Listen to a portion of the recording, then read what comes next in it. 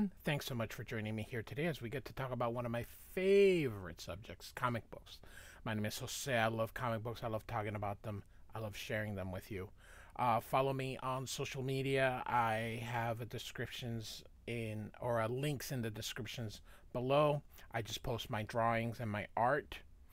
Um, and I also have a link to this story from the DC fan page. So we've been doing JLA, and this fits right in between where we left off on JLA. What was it, 15, I believe, to 16. So this is right in between, and what we're basically doing is we are going to be looking at Prometheus #1 from New Year's Evil. Now, I have to tell you that I was this is from 1998, by the way. So I was very excited about Prometheus, and I think it should have been one of the greatest new villains ever created.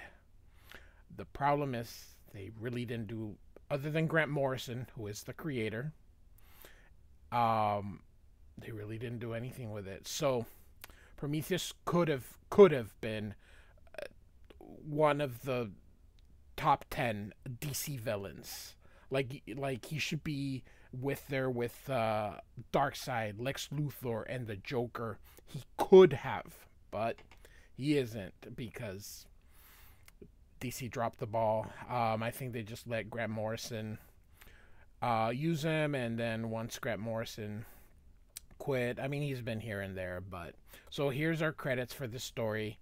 Grant Morrison is the writer. So here we go. He starts out by basically saying that he was a child of the love generation. Now look how cool he looks.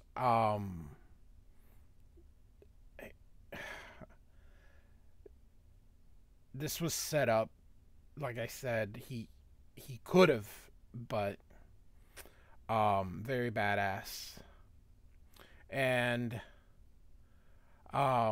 it's about a couple that loved each other, but they were crooked people, unfortunately.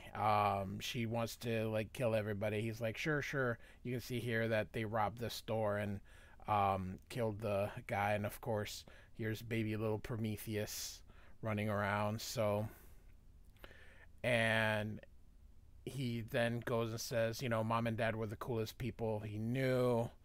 And he says, here's the thing, there's two people talking, but you don't know that because it's the same color. Here is where if one person is talking, which this person is here talking, then it should be at least a different color. You got to let people know that there's two different people that are talking. So but he says he didn't really meet other children because they didn't stay in a place very long. So, but it was amazing. They were having adventures. So you can just see how reckless and dangerous they all are here. And a little Thelma and Louise kind of nod here. And here they make a comment, hey, they wanted to bring us to justice, son. And little Prometheus thought justice was a place. And the dad even says in the future computers are going to be smaller. Everybody's home or trailer or whatever, they'll be as small as refrigerators by then. This is taking place somewhere in the past where computers, of course, were huge. And again, he says how much he just loved them. But it wouldn't be a supervillain origin story if something bad didn't happen. And so the mom, of course, has a bloody hand telling him it's going to be okay. She's been shot. They're surrounded by cops. And tells them, that they'll always love you. And suddenly they are, of course, are going to go out in a blaze of glory, but the cops shoot them all. And this cop here says, "Son, I know what you're feeling right now, but we're here to help." But of course, Prometheus doesn't see it that way. And so we meet Retro here, and he says it's a cool origin story. He didn't spend any time uh, on him. He figured they'd only use a soundbite. What's going on here is so there was a contest, and he won, and he's gonna get to meet the JLA. Now pay a little attention to this little disc, because it'll come back to play at another time here. And he says that some guys at WGBS told him to come there. And he says, you know, Retro, that was a pretty cool name. He mentions he didn't know there was going to be a villain contest winner. Ask him, what does Prometheus mean? And of course he says it's from the Greek mythology. He stole fire from the gods. So he says, what's his origin? He says he got hit by a race from the past and they turned him into Retro. Today's hero, yesterday's attitude, here comes justice. It's a little thing he made up, and he goes that he really wish it was real. So he's just gonna get to pretend to be a superhero and meet people, you know, meet the heroes. He says, what would you do if you had Superman's power? And of course Prometheus says, I don't know, I do good deeds, help people, I guess. He's still kind of bringing this kid kind of going through. So he says, me too, and notices it's getting dark. And so he's like, hey, I think they wanted us to wait so they could get us some pictures of us with the moon in the background. And so he's just, Retro saying he's nervous about the teleporter. And if he could, and if he has made up any more of his supervillain origin. So he says he made a decision that night, and he decided to annihilate the forces of justice. And Retro says you might as well aim high. And his parents had saved a lot of money, and he had bribed a mob boss, so he was able to establish a new identity. And he left home at 16 to learn. He went to school, then he hung out with the elite, learned to, you know, walk among the rich and powerful, acquired their secrets. He fought alongside the terrorists and guerrillas.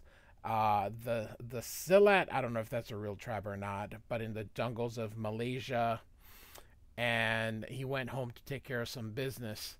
And of course, he says, do you know what I'm feeling right now? And bam, bam, bam. And of course, if you look at this picture, it's that cop that had gone to him and says, I know what you're feeling. So, and then he says, let me tell you about Tibet first. Now, this is very Dr. Doomish, and I think Grant Morrison is playing, you know, a nod. He's giving it, because this part here is similar to Doctor Doom. So in this, I wanted to say monastery, wherever the monks were, there was he was searching for the entrance to Shambhala, a mythical kingdom. I think it's like a play on Shangri-La, but it's a mythical kingdom of evil that's supposed to extend beneath these peaks into Mongolia. But he says he found it. He lived there for almost a year. When the old Lama appeared and beckoned him to follow him. And so he went down 10,000 stairs to Shambhala. And there was some spaceship, but it was alive, but parts of it had been excavated. Very weird Grant Morrison thing. So, and the monk said he would show him the secrets of Shambhala, and who would open the invisible door with the key to the void, and sees the you know, whatever mythical creature it was. They don't really show it, but you can, it basically allows you to use your imagination here. Um, and you can see him. So, and so he's got the cosmic key. So Prometheus clicks it literally because something says click, and he's transported into like a black and white dimension here. Says nothing is built straight there, but he says that it suits him. A crooked house for a crooked man. I love this. I truly do. I think it's very cool. Love the um, mailbox. So, um,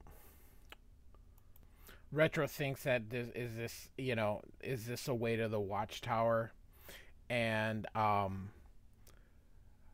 Prometheus calls it the Ghost Zone. So he grabs this thing and asks him, if he made it, and it feels light, and he says, "Try it on the anvil," and boom, he breaks the anvil. Asks him if he thinks it's dangerous, and he says, "It's a dangerous world." And when he says when he went back to the U.S., he was gonna blow up the Supreme Court, but then he saw this and decided that he got a better idea. Retro tells him that's not a bad not a bad idea, but the Justice League would kick his butt. And he says, not if you have technology they can't imagine and a foolproof plan. Like, what if the media arranged a contest where the winner got a free trip to the JLA Watchtower dressed in a superhero of his design?